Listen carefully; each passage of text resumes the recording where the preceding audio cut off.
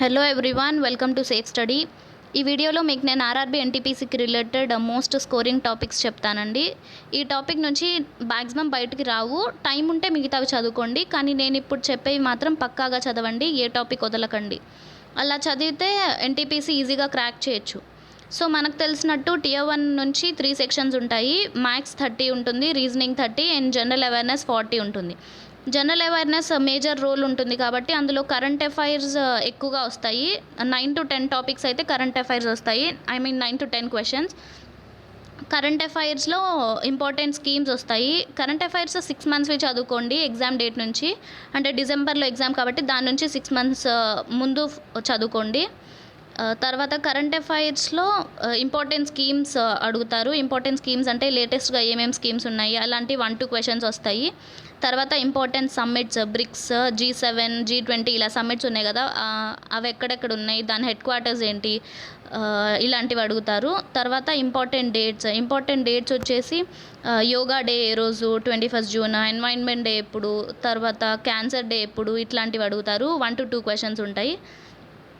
తర్వాత corona virus గురించి ఈజీగా రావండి క్వశ్చన్స్. జస్ట్ లైక్ ఎక్కడ స్టార్ట్ అయింది ఇవన్నీ మనకు తెలిసిందే. సో ఏ యాప్ లాంచ్ చేశారు కరోనా వైరస్ ఉన్న టైంలో, ఎక్కడ ఫస్ట్ వచ్చింది కరోనా వైరస్ ఇండియాలో, ఇట్లాంటివి అడుగుతారు. సో నెక్స్ట్ ఇంపార్టెంట్ డేట్స్ అయిపోయింది. నెక్స్ట్ CAA NRC గురించి అడుగుతారు. తర్వాత అవార్డ్స్ అడుగుతారు. అవార్డ్స్ అంటే ఇప్పుడు పద్మశ్రీ ఎవరికి వచ్చింది 2020, బుక్స్ రాసిన రైటర్స్ గురించి కూడా అడగచ్చు, వీళ్ళకి ఏ అవార్డు వచ్చిందని. సో అవార్డ్స్ గురించి అలా చదువుకోండి. తర్వాత బడ్జెట్ 2020 రిలీజ్ అయింది. సో ఆ 2020 బడ్జెట్ చదువుకోండి. తర్వాత క్యాబినెట్ మినిస్టర్స్ అంటే 24 మినిస్టర్స్ ఉన్నారు మనకి. సో వాళ్ళకి ఒక్కొక్క మినిస్టర్కి ఒక్కొక్క డిపార్ట్మెంట్ ఇస్తారు. సో అలా ఈ మినిస్టర్ ఏ డిపార్ట్మెంట్కి అని అడుగుతారు. జస్ట్ లైక్ నిర్మలా సీతారామన్ తన గురించి అలా ఒక్కొక్క మినిస్టర్ గురించి అడగొచ్చు.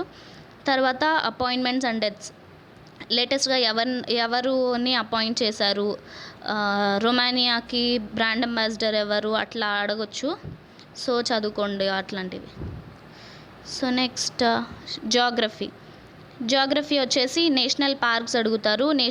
Important national parks, Manas national park, Gir, Kaziranga national park, ఇట్లాంటివి ఇంపార్టెంట్ ఉంటాయి కదా కొన్ని, అలాంటివి చదువుకోండి. తర్వాత డ్యామ్స్ వచ్చేసి హీరాకుడ్ డ్యామ్, సర్దార్ సరోవర్ డ్యామ్, అవి ఏ రివర్ వైపు సిచ్యువేట్ అయి ఉన్నాయి, ఇట్లాంటివి అడగొచ్చు. సో ఇంపార్టెంట్ రివర్స్ చదువుకోండి.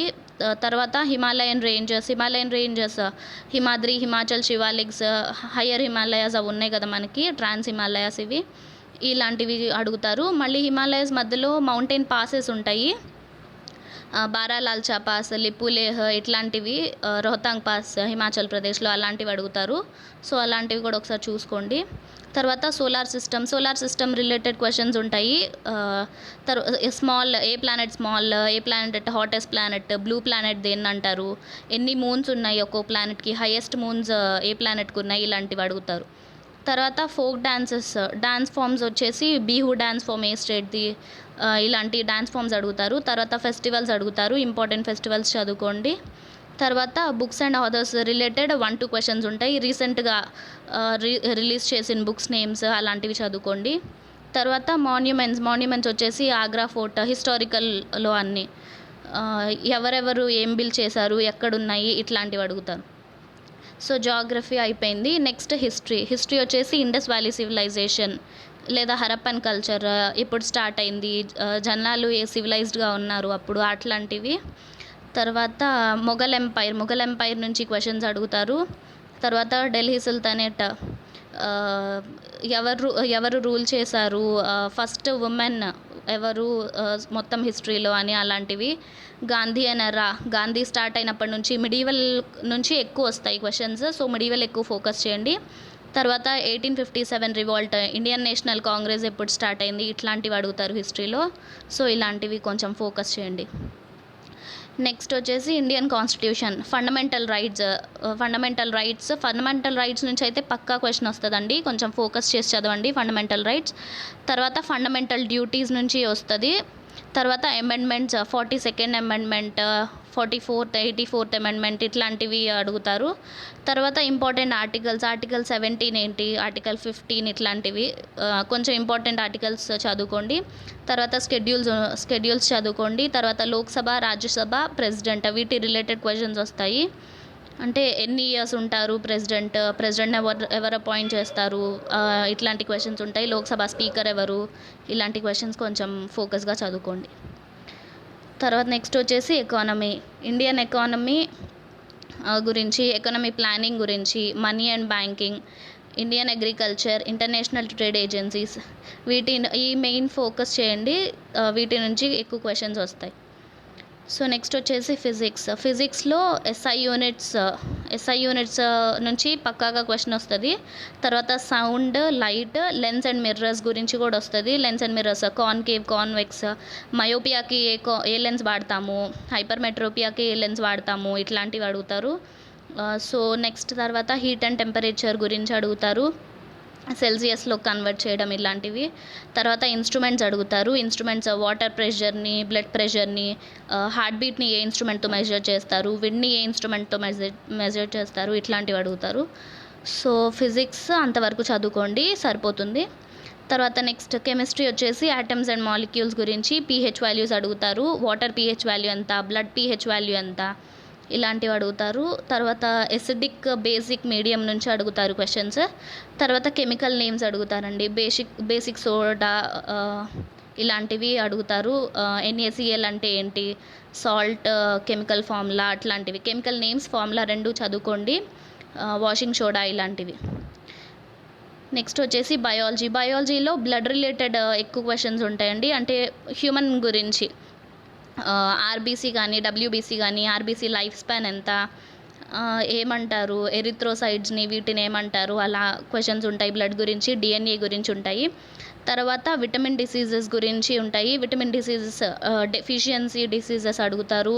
తర్వాత విటమిన్ A డెఫిషియన్సీ వల్ల వచ్చే డిసీజెస్ ఏంటి, అలాంటివి అడుగుతారు. స్కర్వీ దేని వల్ల వస్తుంది, వేటి డెఫిషియన్సీ వల్ల వస్తుంది, ఇలాంటివి అడుగుతారు. తర్వాత ప్లాంట్ కింగ్డమ్ చదువుకోండి. ప్లాంట్ కింగ్డమ్ నుంచి కూడా క్వశ్చన్స్ వచ్చే ఛాన్స్ ఉన్నాయి. జిమ్నోస్పర్మ్ దేన్ని అంటారు, సీడ్లెస్ ఏంటి, అలా ఫ్లవర్లెస్ ఏంటి, అవి ఉన్నాయి కదా, అవన్నీ చదువుకోండి. నెక్స్ట్ జనరల్ అవేర్నెస్ అంతా అయిపోతుంది. తర్వాత మ్యాథ్స్ నుంచి వచ్చేసి వీటి నుంచి మోస్ట్ ఫోకస్ చేస్తారు. సో టైమ్ అండ్ డిస్టెన్స్ నుంచి అట్లీస్ట్ 3-4 క్వశ్చన్స్ ఉంటాయండి. తర్వాత టైమ్ అండ్ వర్క్ నుంచి 3-4 ఉంటాయి. ప్రాఫిట్ అండ్ లాస్ నుంచి 3 క్వశ్చన్స్ ఉంటాయి. పర్సెంటేజ్ నుంచి 3 క్వశ్చన్స్ ఉంటాయి.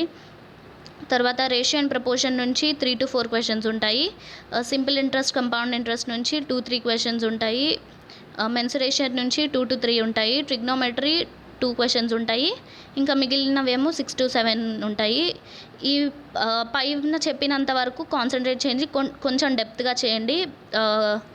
రైల్వేస్ కాబట్టి కొంచెం డెప్త్గా ఇచ్చే ఛాన్స్ ఉంది. సో కొంచెం డెప్త్గా ప్రాక్టీస్ చేయండి. నెక్స్ట్ వచ్చేసి రీజనింగ్లో blood relations, analogies, coding and decoding, problem in ages, series, mathematical operation important అండి కొంచెం. అంటే ప్లస్ ప్లేస్లో మైనస్ ఉండి, తర్వాత మైనస్ ప్లేస్లో డివిజన్ ఉంటుంది. ఇట్లా మారి ఒక ఈక్వేషన్ ఇస్తారు కదా, దాన్ని సాల్వ్ చేయమని, అలా ఉంటుంది. సో సిల్లాజిస్మ్, పజిల్స్, వెన్ డయాగ్రామ్స్ ఇవన్నీ కొంచెం ఈజీనే. తర్వాత statement conclusion, data interpretation of graph. Data interpretation నుంచి 2 క్వశ్చన్స్ ఉంటాయి. స్టేట్మెంట్ కంక్లూజన్ కూడా 2 క్వశ్చన్స్ ఉంటాయి.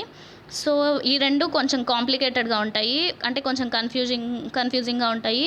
అట్లీస్ట్ 28 అయినా స్కోర్ చేయాలి అని టార్గెట్ పెట్టుకోండి.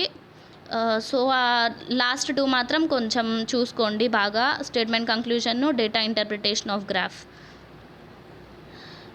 సో నెక్స్ట్ వచ్చేసి ఇంకా ఇంతవరకు అయిపోయింది. ఇవి మాత్రం పక్కాగా చదవండి. సో ఎలా చదువుతారంటే, ఒక టాపిక్ స్టార్ట్ చేసి మళ్ళీ అదే టాపిక్ కంప్లీట్ చేసేయాలి.